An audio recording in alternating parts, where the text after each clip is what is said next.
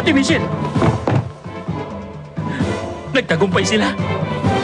Nahuli na nila si Docman.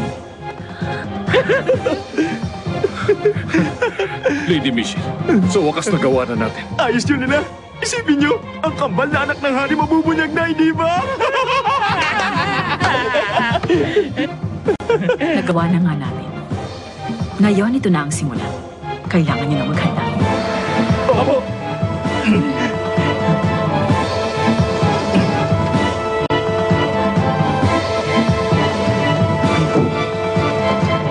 Lady Michelle. Bakit? Siya ang batang isinilang na maging 8 ang pangkat ng 7 bituin. Ang propesiya nung gabing yon, nakalimutan mo na ba?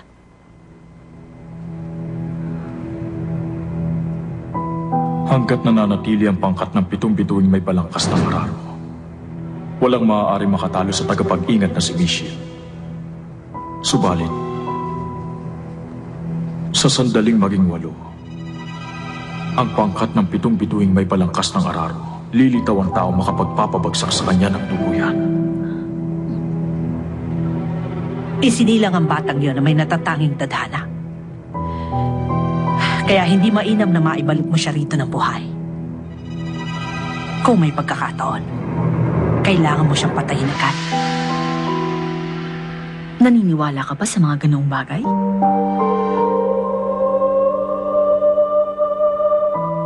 Malamang, ikaw nga pala ang punong babaylan. Nakalimutan ko. Lady Michelle. Hindi ba isang kumpas lang ni Michelle bumubuhos ang ulan? Isang salita lang ni Michelle at nawawala ng liwanag ang buwan. Pangkat ng 7 bituin, batang itinadhana. Huwag mo na nga akong patawanin. Nakalimutan mo na ba, Lady Solly? Ako si Michelle.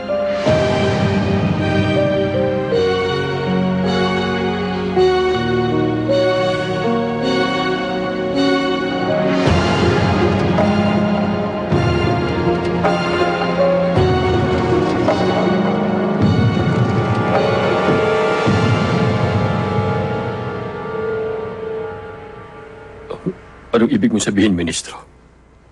Kamahalan. Ngayong alam na ni Michelle na buhay ang kakambal ng prinsesa, yun ang tanging paraan upang malutas ang hinaharap natin sa ngayon. Ganun pa, ma. Hindi tayo maaaring bigla na lamang magpasya tungkol sa buhay ng 2 tao. Si Chonmyong at si Yusi, di papakasal natin. Kung maitatakda na ang magmamana ng inyong korona, hindi na maaagaw ni Michelle sa inyong trono.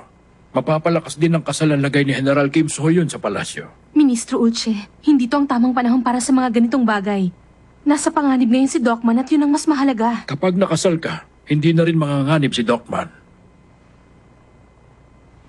Nagsimula ang mga suliranin dahil walang prinsipeng magmamana ng korona. Kapag nakasal sila, si Yusin ang tatayong tagapagmana ng korona. Hindi na manganganib na magwakas ng sagradong angkan.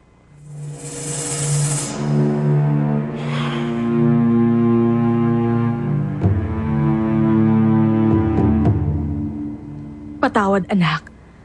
Dahil sa amin, kailangan mong makasal ng labag sa iyong kalooban. Mahal kong ina, magpatuloy ka, anak. Kapag ikinasal ako sa angkan ni na Yusin, maaaring samantalahin niyo ng ibang tagakaya. Tiyakin muna natin ngayon kung paano gagamitin ni Michelle ang katotohanan tungkol sa aming dalawa ni Docman. Tama ka, anak. Araw at gabi ko yung inaalala. Kaya nga po hindi ba yun ang mas mainam kung yun muna ang paghahandaan natin? Sa halip na maghintay na lang ako at magpakasal? Mahal na prinsesa, narito po si Warang Imjong sa labas. Papasukin mo siya. Opo.